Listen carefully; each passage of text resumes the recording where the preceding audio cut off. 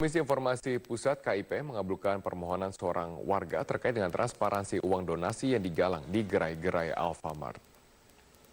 Dalam amar putusannya, Majelis Komisioner KIP memerintahkan PT Sumber Alvaria Trijaya atau Alfamart membuka data pengelolaan dana donasi kepada publik. Dana donasi yang dimaksud adalah uang yang dihimpun dari kembalian para pembeli sebesar 100 hingga 400 rupiah per transaksi. Musoli menggugat karena selama ini Alfamart dinilai hanya menarik keuntungan dengan dahli sumbangan. Alfamart dianggap tidak transparan dalam menyalurkan dana donasi. Padahal menurut Mustoli di tahun 2015 saja raksasa retail ini diperkirakan berhasil mengumpulkan donasi mencapai 33 miliar rupiah. Ada 11 permohonan tentang donasi Alfamart yang dikabulkan Majelis Komisioner KIP, di antaranya keterbukaan informasi proposal penyelenggaraan kegiatan dan salinan nama-nama penerima sumbangan. Alfamart punya waktu 10 hari kerja untuk membuka informasi setelah salinan putusan diserahkan pada 22 Desember esok hari. Juga maklum bahwa yang mengelola kegiatan bisnis adalah satu korporasi atau satu unit perusahaan. Tetapi kalau dia menerima donasi atau sumbangan dari masyarakat, maka dia harus memberikan pertanggungjawaban terhadap kegiatan donasi atau sumbangan tersebut kepada masyarakat juga. Pemerintah memutuskan untuk tetap menyelenggarakan ujian nasional pada tahun 2017. Alasannya, ujian nasional dianggap masih diperlukan sebagai tolak ukur keberhasilan pendidikan.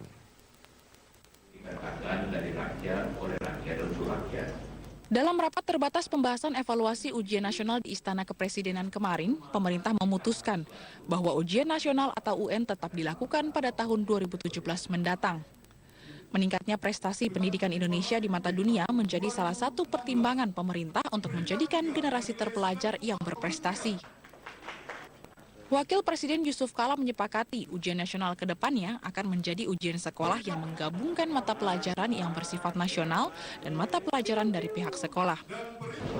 Artinya dulu dilaksanakannya ujian nasionalnya untuk 4 mata pelajaran, ujian dari pusat, tapi kalau selain itu maka ujiannya bersifat sekolah, tapi harus ada batasan kisi-kisi nasional. Bagus. Peningkatan kualitas guru menjadi salah satu prioritas utama pemerintah untuk meningkatkan mutu pendidikan di tanah air. Soal-soal yang dibuat oleh guru-guru nanti itu sekaliber, setara dengan soal-soal yang dibuat oleh Balitbang yang berupa anchor tadi itu.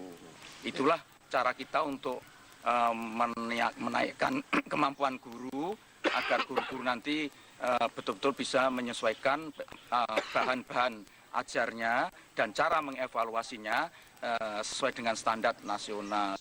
Keputusan pemerintah membatalkan moratorium ujian nasional ditanggapi pemerhati pendidikan Doni Kusuma.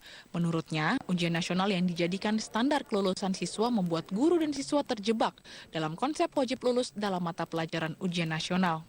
Faktanya di Nusa Tenggara Timur banyak guru itu membuat RPP-nya dibuat, tapi pada saat mengajar, dia mengajar sendiri tidak sesuai dengan RPP, lalu kemudian apa yang terjadi? Siswa diujikan secara nasional sesuai dengan standar pemerintah. Sesuatu yang tidak mereka pelajari, itu ada ketidakadilan. Pemerintah berharap dengan tetap dilakukannya ujian nasional, dibantu penyempurnaan dan perbaikan sistem ujian nasional, tahun 2030 kualitas pendidikan Indonesia akan dapat setara dengan negara-negara Uni Eropa. Tim Liputan, Metro TV.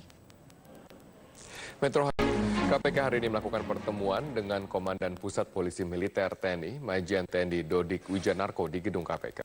Pertemuan ini sebagai bentuk koordinasi penanganan suap di Bakamla yang tengah didalami oleh tim penyidik KPK.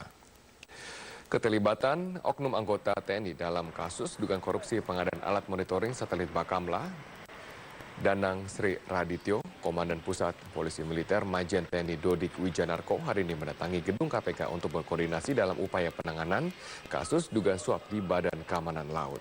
KPK menggandeng Polisi Militer TNI untuk mengusut dugaan keterlibatan anggota TNI dalam kasus ini untuk mengefektifkan penelusuran dugaan keterlibatan anggota militer dalam kasus ini. Sementara itu, satu orang anggota oknum TNI, yaitu Danang Sri Radityo, yang juga ikut terjaring dalam operasi tangkap tangan pada Rabu lalu, tidak ditetapkan sebagai tersangka dan masih berstatus sebagai saksi. Penyidik KPK akan berkoordinasi dengan pihak TNI terkait dengan hal ini. Ya, kami melakukan dan support melakukan koordinasi dan soal penanganan kasus masalah. Sekarang mereka lagi presentasi di atas, sehingga kami mencarikan jalan yang paling baik bagaimana untuk diselesaikan. Pak, ini terkait pemeriksaan tersangka tadi ada Pak Adamin. Itu yang kasus. Pak Kamla, Pak, penyuap pelaku penyiraman. Ya, salah satunya itu, kalau itu pemeriksaan biasa. Sedangkan yang berhubungan dengan Danpom itu adalah kami sedang berkoordinasi untuk mengenai kasus yang melibatkan anggota TNI. Yang PPK. Kita beralih ke informasi lainnya, polisi memeriksa 3 orang sebagai saksi kasus dugaan makar terhadap pemerintah. Ketiganya adalah Buniyani, Hatta Taliwang, dan Ahmad Dhani. Buniyani mendatangi Polda Metro Jaya didampingi kuasa hukumnya untuk diperiksa sebagai saksi atas kasus dugaan makar yang dituduhkan kepada Sri Bintang Pamungkas. Setelah menjalani pemeriksaan sekitar 4 jam kepada awak media, ia mengaku dicecar 25 pertanyaan seputar pidato Sri Bintang Pamungkas di kawasan Kalijodo dan di Universitas Bung Karno pada 20 November yang lalu. Buni mengungkapkan pertemuan di UBK membahas permasalahan hukum yang sedang membelitnya, bukan rencana makar seperti yang disangkakan. Selain Buni, Polda Metro Jaya juga memeriksa aktivis Hatta Taliwang sebagai saksi atas kasus dugaan makar yang dituduhkan kepada Rahmawati Soekarno Putri. Ia diperiksa terkait dengan adanya pertemuan sejumlah aktivis di Universitas Bung Karno yang beberapa di antaranya ditangkap polisi atas kasus dugaan makar kepada pemerintah. Sementara itu, musisi Ahmad Dhani hari ini juga datang memenuhi panggilan pemeriksaan tim penyidik Direktorat Kriminal Umum Polda Metro Jaya. Senada dengan Buniyani, Ahmad Dhani juga diperiksa sebagai saksi kasus dugaan makar dengan tersangka Sri Bintang Pamungkas. Di UBK saya hanya lihat dari jauh. Ya, karena saya tidak kenal dengan Pak. Kita beralih ke informasi. Pengadilan Tindak Pidana Korupsi Surabaya kembali menggelar sidang dugaan korupsi penjualan aset BUMD yang menyeret nama Dirut PT Pancawira Usaha Dahlan Iskan. Dalam persidangan, jaksa penuntut umum menolak eksepsi yang disampaikan oleh Dahlan Iskan. Sidang dugaan kerugian negara di atas penjualan aset PT Pancawira Usaha dengan terdakwa mantan Menteri BUMN Dahlan Iskan hari ini digelar dengan agenda respon jaksa atas pembelaan yang disampaikan oleh Dahlan Iskan. Jaksa penuntut umum menolak semua eksepsi Dahlan yang menyatakan penetapan dirinya sebagai tersangka dan kerugian negara yang ditimbulkan. Jaksa berpedoman Undang-Undang Keuangan Negara menyatakan kerugian yang dialami BUMD termasuk kerugian negara. Berbeda dengan pendapat jaksa, Dahlan Iskan menyampaikan ia tidak merugikan keuangan negara atas penjualan aset PT PWU karena BUMD sudah berstatus perseroan. Sehingga keputusan yang diambil harus berlandaskan prinsip ekonomi bisnis. Mahkamah Konstitusi itu memberikan satu jalan keluar yang sangat bagus, yaitu begini bunyinya, bahwa BUMN dan BUMD itu memang keuangan negara, tetapi para pemeriksa ketika melakukan pemeriksaan terhadap BUMN dan BUMD itu harus menggunakan yang disebut business judgment rule.